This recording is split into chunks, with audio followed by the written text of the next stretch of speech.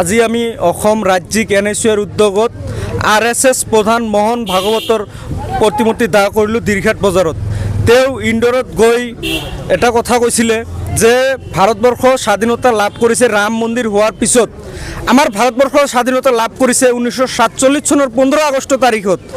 আমাৰ স্বাধীনতা সংগ্ৰামৰ যিসকল সংগ্ৰামী মহান নেতাসকল আছিল তেওঁলোকক অপমান কৰিছে তেওঁ।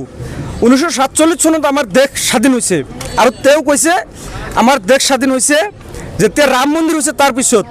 এই বক্তব্য যদি অন্য দেশত দিলে হয় এতিয়ালৈকে তেওঁ গ্ৰেপ্তাৰ হ'ল হয়, কিন্তু আমাৰ ভাৰতবৰ্ষ এনেকুৱা এজন ৰাষ্ট্ৰ য'ত ধৰ্ম ৰাষ্ট্ৰবিৰোধী কথা কৈও তেওঁক এতিয়ালৈকে গ্ৰেপ্তাৰ কৰা নাই।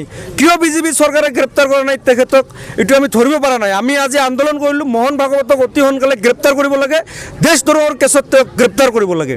তেওঁ দেশদ্ৰোহী কাম কৰিছে।